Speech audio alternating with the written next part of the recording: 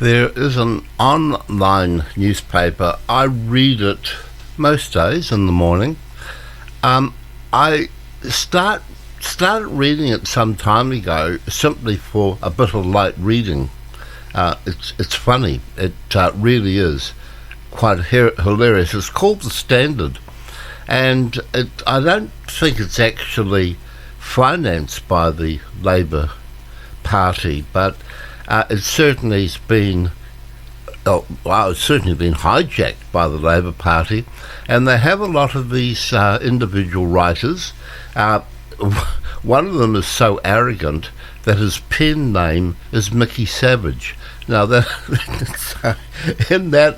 itself, it makes the whole thing rather, humorous. But you read what they have to say, and they are being serious. This is what scares me, is that they are being serious.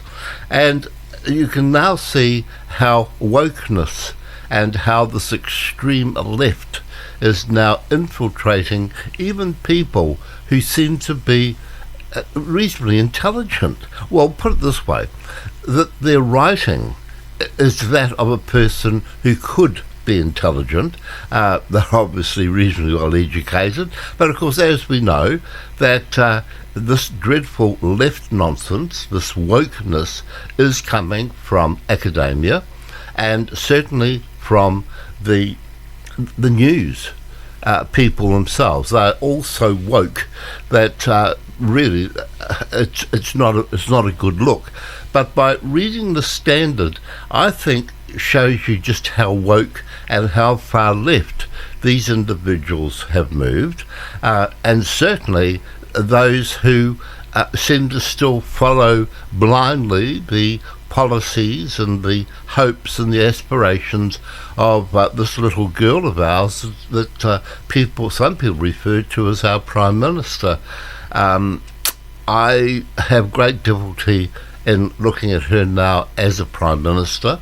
I get really scared actually when I look at her and think of her as the Prime Minister and all her lapdogs around her with the Greens, with the strength of the Greens that she has, and pushing through some policy which is not the right thing to be doing, certainly in a democratic country such as New Zealand. And the thing is this, that we've just had Anzac Day, and is Anzac Day not the day that we think of and I'm at an age that I can vaguely remember some of those uncles of mine who did go off and to fight for our freedom and for our democracy and never returned.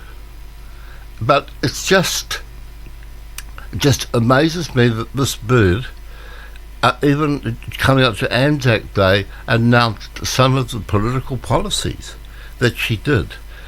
She hasn't got a lot of class, I'll say this to you. Her timing is absolutely shocking, which of course comes back to the fact that more and more people are now realising that with Jacinda Ardern we really have a one-trick pony. But under Jacinda Ardern's stewardship, New Zealand is becoming a totalitarian state. Now, another giant leap down the path was announced last week in the form of a cabinet paper outlining plans to criminalise free speech. But before we get a chance to examine that in detail, let's remind ourselves of two other significant expansions of state authority that are already underway. The first involves state control of the entire economy under the guise of climate change. As a result of the Prime Minister imposing the harshest carbon restrictions in the world that's onto New Zealand, the Climate Commission is foreshadowing the need for a central planning on a grand scale if the country is to meet our obligations under the United Nations Paris Agreement. But the question is why? Why is our Prime Minister sacrificing our economy and your standard of living when most other countries are doing nothing? Surely it just can't be to look good when standing before the United Nations? Or can it? Shouldn't the Prime Minister be held accountable, not to the United Nations, but to New Zealanders for the economic damage she is inflicting daily onto our country? The second area of totalitarian control involves the undermining of democracy itself. The Ardern government has already abolished our democratic right to prevent local councils from introducing Māori wards. Now they are replacing democracy with a separatist rule. Now, if this was read out to you or explained to the people of New Zealand before going to the election box last year, would you have voted for the one-trick pony? Because I tell you, that's the reason why I didn't, because I think a lot of us did know that this was what was going to happen. This was the way that she was going. The thing is that her very first speech she made to New Zealand as the Prime Minister, about 4 years ago, it was enough to frighten the pants off me, I tell you. And everything that she indicated, everything that she more or less inferred to, she is working on it with the help of those dreadful, toxic, evil, lying Greens. So, as far as New Zealand goes, it's in for a very, very shaky future. I don't know what we're going to have to replace her and that pack of lapdogs that she's got. Maybe by then we'll have another vote as to which flag we should have. Will we have the New Zealand flag or the Chinese flag? Yes, it's certainly changing times, isn't it? But one thing you can put up, probably one of the worst prime ministers we ever had was David Lange. Think about what happened under his stewardship. Dreadful. I don't think New Zealand ever has recovered from the David Lange era.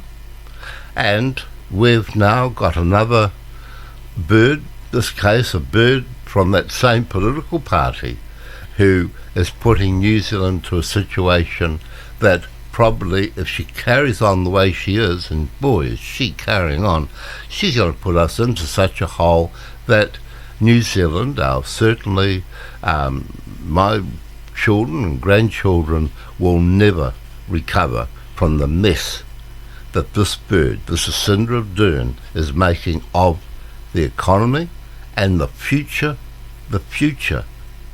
chances and opportunities for this which was once a great little country. And to reinforce what we're saying here is that the morning you wake up and find that under urgency, very late at night, there was a change put through government without any input by you. When you wake up that morning and find that New Zealand's name has been changed to Aotearoa, you will then know that everything that we have said on this radio station and everything that's been said in the news columns, there are some out there that actually keep a very close eye on the performance of this Jacinda Ardern's government, was not exaggerating, but certainly warning people of what was going to happen under this particular lefty Marxist regime.